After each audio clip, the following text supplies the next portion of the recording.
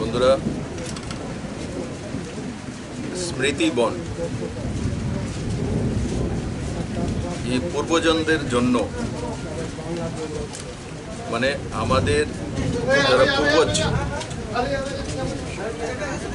যাদের স্বর্গবাস হয়ে গেছে, তাদের নামে বৃক্ষ রোপণ এই কার্যক্রম ত্রিপুরা সরকার ফরেস্ট ডিপার্টমেন্টের মাধ্যমে কার্যকরী করার সিদ্ধান্ত নিয়েছে। আপনাদের অবগতির জন্য আমি জানাতে চাই, ভারতবর্ষে একমাত্র রাজস্থানের জয়পুরে স্মৃতি বনের একটা কনসেপ্ট নেওয়া হয়েছিল একটি অঞ্চলে। পরবর্তী সময় সেটাকে ইকো পার্কে ডাইভার্ট করা হয়েছে, কিন্তু পুরো রাজ্যব্যাপী স্মৃতি বনের কনসেপ্ট ও সারা ত্রিপুরা রাজ্যে প্রত্যেক ত্রিপুরাবাসীর পূর্বজদেরকে শ্রদ্ধা জানানোর জন্য যে নিউ কনসেপ্ট আদরণীয় মন্ত্রী মেবার কুমার জমাতিয়ার মাধ্যমে ফরেস্ট ডিপার্টমেন্ট নিয়েছে, তার জন্য আমি মন্ত্রী মহোদয়কে এবং ওনার দপ্তরকে অনেক অনেক ধন্যবাদ জানাই। বন্ধুরা, ফরেস্ট ডিপার্টমেন্ট সিদ্ধান্ত করেছে যে ফরেস্ট যতগুলো ডিভিশন আছে আমরা চিহ্নিত করেছি, সমস্ত ডিভিশনগুলির মধ্যে এক একটি স্মৃতিবন থাকবে। তাতে যে কোনো ত্রিপুরাবাসী যদি ত্রিপুরা নাও থাকে, যদি ওনার স্বর্গীয় পিতাজির নামে বা মাতৃদেবীর নামে বা ওনার পরপিতার নামে বা কোনো আত্মীয় স্বজনের মৃত্যু হয়েছে, তার জন্য গাছ লাগাতে চায়, তো অনলাইনের মাধ্যমেও আমরা এই স্মৃতিবনের ব্যবস্থা করেছি। তাতে 300 টাকা দিয়ে আপনি অনলাইনে বুকিং করতে পারবেন এবং আপনি ফরেস্ট ডিপার্টমেন্ট সেটাকে লাগিয়ে আপনাকে অনলাইনে তার ফটো সহকারে ওয়েবসাইটে দিয়ে দেবে। দ্বিতীয়,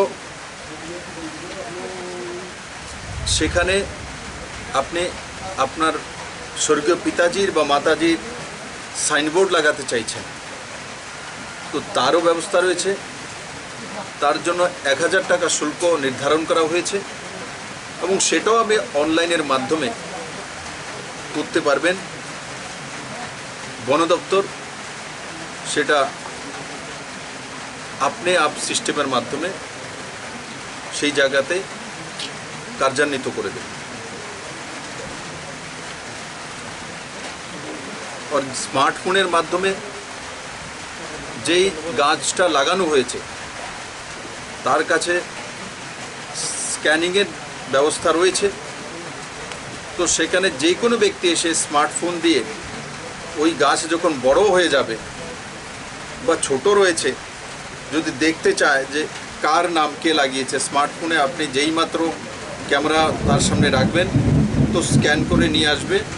ও স্ক্যানিংয়ের পর সেখানে ইন ডিটেলস কোন গাছ লাগানো, কে লাগিয়েছে, কার নামে লাগানো হয়েছে এবং সঙ্গে সঙ্গে সেই ডেটা পুরো ফরেস্ট ডিপার্টমেন্টের এই গাছ থেকে কি কি সুবিধা অসুবিধা হবে, তার ফল কবে হবে, যদি ফল গাছ না হয় সেই গাছ কি, তার প্রজাতি কি, এভরিথিং সেই আপনার স্ক্যানিংয়ের মধ্যে চলে আসবে। সেটাও ত্রিপুরা রাজ্য প্রথম রাজ্য ভারতবর্ষের মধ্যে আজকে ফরেস্ট ডিপার্টমেন্ট ত্রিপুরাবাসীর উদ্দেশ্যে সমর্পণ করেছে। কেন স্মৃতি বনের কার্যক্রম ত্রিপুরা সরকার নিয়েছে? আমরা সবাই ডিফরেস্টেশনের বিষয়ে অবগত আছি, সবাই বলি গাছ লাগান। ত্রিপুরা সরকারও সিদ্ধান্ত নিয়েছে এক ব্যক্তি এক গাছ, আমাদের এইবারের কনসেপ্ট। কিন্তু আমরা দেখেছি পূর্বতন সরকার থাকাকালীন বন মহোৎসব তখনও হতো, যেই গাছগুলো জুলাই মাস থেকে বন মহোৎসবের মাধ্যমে শুরুয়াত হতো, তার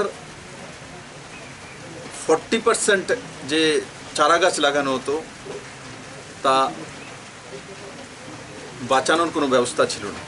কিন্তু এই সরকার আসার পর আমি অত্যন্ত আনন্দিত আপনাদের সঙ্গে শেয়ার করতে, বনমন্ত্রীকে আমি ধন্যবাদ জানাবো, মেবার কুমার জমাতিয়াকে, যে আজকের দিনে 90 থেকে 95% যেই গাছ আমরা লাগাচ্ছি সেগুলোকে রক্ষণাবেক্ষণের ব্যবস্থা এবং বাঁচানোর ব্যবস্থা করে সাকসেসফুল হয়েছে বন দপ্তর। বন্ধুরা, এই যে গাছগুলো আমরা লাগাবো, যেখানে যেখানে আমাদের ফরেস্ট সাবডিভিশন রয়েছে আইডেন্টিফাই আমরা করেছি, তো কি কি গাছ লাগাবো? রুদ্রাক্ষ গাছ লাগাবো, ধূপ গাছ লাগাবো, বেল, তমাল, বকুল, নিম, কদম, জাম, কাঁঠাল, সোনেল, এই গাছগুলো আমরা লাগাবো। ত্রিপুরাতে 2017-এর যে সেন্সাস হয়েছিল, যে রেকর্ড রয়েছে আমাদের কাছে, তো সেখানে 2017-তে ত্রিপুরাতে প্রতি বছর 21,000-এর কাছে 21,000 ব্যক্তির মৃত্যু হয়। 21,000 প্রতি বছরে 2017-এর সালে। সেই হিসাবে যদি আমরা ধরি, প্রত্যেক বছর 21,000 যদি মৃত্যু হয়, তো 21,000 গাছ লাগানো, পূর্বজনকে নামে তার ছেলে মেয়ে লাগাবে, তো 21,000 গাছ যদি লাগানো হয় প্রতি বছর, আর যদি 21,000-কে আমি ধরে নিই যে মাত্র 21,000 লাগাবো, আর 30 বছর যাবৎ সেই গাছ যখন বড় হবে, ম্যাচিওর হয়ে যাবে, সেই গাছে কি কি দেবে, কি কি লাভ হবে? 21,000 গাছ আমি প্রতি বছর আমরা 21,000 করে লাগাবো কন্টিনিউশন। কিন্তু আমি শুধু 21,000 হিসাব আপনাদের সামনে বলবো।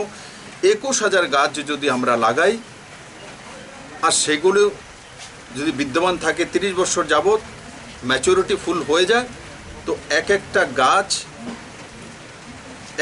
গাছ কি কি দেবে? সেই গাছ অক্সিজেন, 2.5 লাখ টাকার অক্সিজেন একটি গাছ। হিউমিডিটি কন্ট্রোল এবং রিসাইক্লিং অফ ওয়েদার, তার জন্য 3 লাখ টাকা মূল্যায়ন হয়। এয়ার পলিউশন কন্ট্রোল 5 লাখ টাকার মূল্যায়ন হয়। Controlling soil erosion and fertility 2.5 lakh টাকা। Sheltering birds, insects and plants 2.5 lakh টাকা। যদি ওভারঅল এই 21,000 গাছের হিসাব 30 বছর যাবৎ আমরা রাখি, আমি যেই বিষয়গুলি বললাম, তাতে 21,000 গাছ 30 বছরে 3,255 কোটি টাকা মূল্যের অক্সিজেন হোক, আর এই পরিবেশকে সুস্থ রাখার জন্যই হোক, এই সাহায্যগুলো করে থাকে আমাদের পরম বন্ধু বৃক্ষ। তাই বন্ধুরা, আপনাদের মাধ্যমে আমি সমস্ত ত্রিপুরাবাসীকে আগ্রহ করব, নিবেদন করব যে আসুন আমরা সবাই মিলে আমাদের পূর্বজনের নামে যেখানে যেখানে আমরা আইডেন্টিফাইড করেছি সেই জায়গাগুলোতে আমাদের পূর্বজনের নামে গাছ লাগানো, বৃক্ষরোপণ করা। আর তাতে আরেকটা দিক হবে, এই বৃক্ষ যখন আমি আমার স্বর্গীয় পিতাজির নামে লাগিয়ে দেব, তো আপনি তার সঙ্গে আমার ইমোশনাল সেন্স থাকবে। গাছ যখন বড় হবে, তো আমার আত্মীয় স্বজন, ছেলে মেয়েকে এনে দেখাবো, দেখো আমার বাবার নামে এই গাছটা আমি লাগিয়েছিলাম, আজকে গাছটা এত বড় হয়ে গেছে, তার মধ্যে আমার বাবার নাম লেখা থাকে।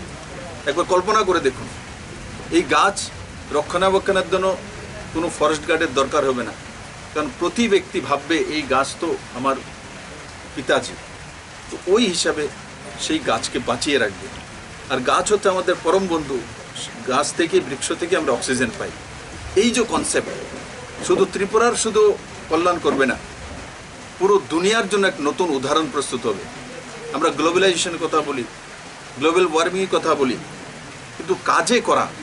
আর আমরা ভারতবাসী, আমরা ইমোশনাল, আমাদের ইমোশনসের সঙ্গে যদি কোনো কিছু জুড়ে দেওয়া যায় কোনো সিস্টেমকে, আমরা আপনি আপ তাকে ডেভেলপ করে দিই।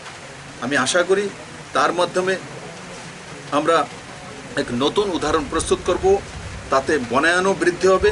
আর যেই যেই জায়গাগুলো আমরা প্রথম ফেজে আইডেন্টিফাই করেছি সেগুলো যেমন কুমারঘাটে করেছি, চোরাইবাড়ি, মনু, তেলিয়ামুড়া, খোয়াই, উদয়পুর, সাবরুম, মান্দাই, আর বাকিগুলো আমরা চিহ্নিত করছি। মনরেগা, সিএসএস এবং স্টেট ফান্ডের মাধ্যমে এই কাজগুলো আমরা খুব কম সময়ের মধ্যে রূপায়িত করব। একটা শ্লোক বলে আমি তার সমাপ্তি করব। মূলত ব্রহ্ম রূপায় মধ্যাত বিষ্ণু রূপয়ানা অগ্রত শিব রূপায় অথ্যথ নমো নমো। তার মানে যে জড় মানে মূল যে রয়েছে, মূলে, গাছের মূলে ব্রহ্মার রূপে চিহ্নিত করা ব্রহ্মা, আর মধ্যে যে রয়েছে মধ্যটা গাছের বিষ্ণুর রূপে আমরা তাকে মেনে মানি।